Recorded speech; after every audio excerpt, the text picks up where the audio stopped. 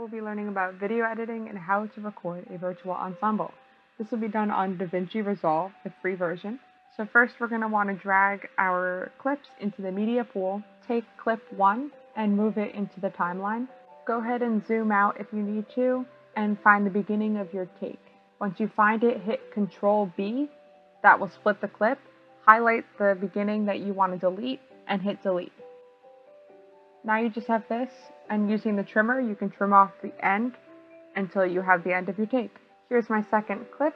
Make sure you drag it after the first clip to avoid any cropping issues. Again, find the beginning of the track, highlight it, hit Control B, delete. Trim off the end. You're going to want to do the same steps for the remaining tracks. Once you're done, you can layer them all right on top of each other.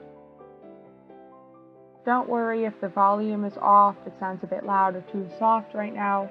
The whole point of this step is just to grab the tracks, and we'll worry about the volume later.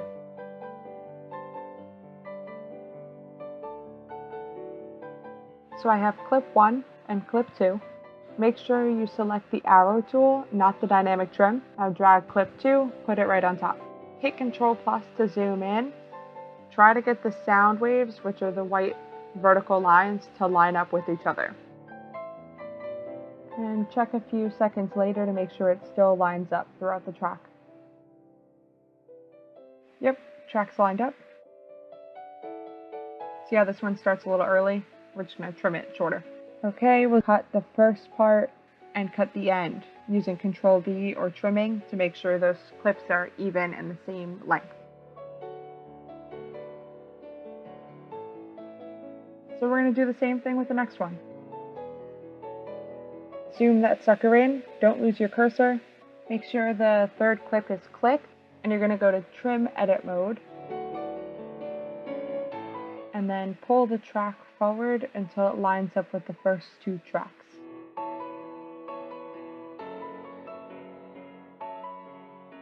Okay, so that lines up pretty nice. Make sure you go back into selection mode. Alright, let's do it again. Control+, go into dynamic trim mode, and line up the last clip.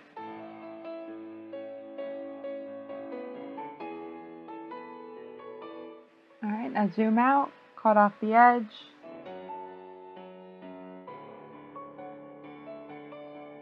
Click that, Control B, hit delete, and now our clips look nice and tidy. So I went ahead and went into Fairlight to adjust some audio and reverb. You can drag this out and then you can see all of your audio at once. Now I have all these audios here. Here you can adjust the volume, and you want to make sure you stay in the green or the yellow and avoid the red, because the red is when you start sounding buzzy or screechy. Bus 1 is the overall dynamic for all of your audio tracks. Here I went in and clicked Add for Effects, selected Reverb, and played around with this box. This box is basically the dimensions of a room, and you want to make it a little bigger or very close to what room you're in. So if you're in a small 10 by 10 foot room, you don't want to make this box into a 250 foot room, because then it'll sound super echoey and the articulation or sound of your instrument won't be crisp and clear. For this particular project, I did 20 feet. I was in a room around 16 square feet, but I wanted more reverb and more vibrant sounding instruments. Essentially, I made it a little less wet. I lowered the reverb, lowered the brightness, added some low frequency, and you see the room size is 20. So I did this with all of my audios. So this all took place in here. So then we want to go back to edit. The next step is to combine all of these clips into one. That way we don't mess up timing of each clip. Everything is now connected and it's easier to manage, but we're not going to do that yet, because if I combine these clips into one, that means you would only see the bari sax the whole time.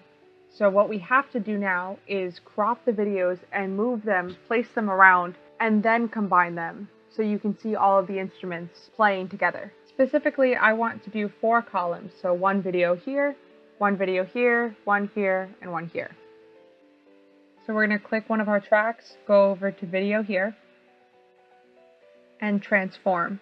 So under zoom, there's an automatic arrow that comes, and you can drag it left and right to make it small or big. But I want to crop it, so I'm going to crop from the left and the right side. Isn't that cool? You could just swipe it away. So I want this one to be moved over. So now I'm going to do the same with this one.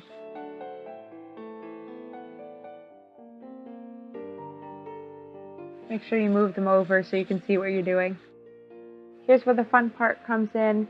You're going to crop these and organize them where you want them. You could do whatever you want. You can do 4 boxes, 4 columns. You can scatter them around, whatever you want to do. But this is where you can have fun and put them exactly where you want them to be.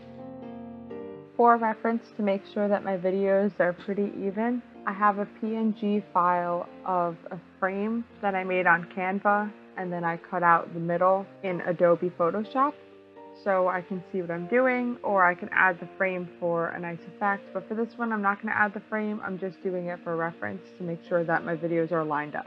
You can make any kind of frame. You can have one that has that line and that line too. But for this one, I had a pre-made one, and I figured I would just use it to give myself a small guide. When you're all done, you can delete that border. We're going to shift-click all of these, right-click, go all the way to the top option, hit New Compound Clip. Doesn't matter what you call it, hit Create. This makes it into a nice compound clip so you don't move anything around or mess up any of your progress. The next step is to go over to the Cut tab, and technically here we're done. But we want to add some pizzazz, so you can go to the beginning of the clip, go to Effects, hit Generators, go down to Solid Color, and add that right in front of your clip. Next, go to Transition, add a cross dissolve right in between the solid color and your clip. And a nice title if you want. So for this one, I'll call it The Greatest Showman, arranged by Emily Boyer.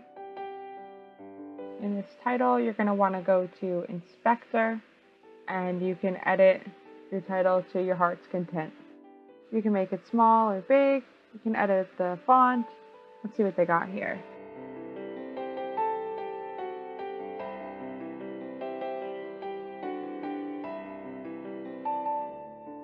And it looks like this. Goes from the title into the cross resolve right into your performance. Pretty cool, right? And you can get super fancy and add another cross dissolve right into the text itself. And we can add another solid background color and a cross dissolve into it to fade the piece away. So we got these transitions and we got a nice snazzy piece. I think this is a pretty cool performance.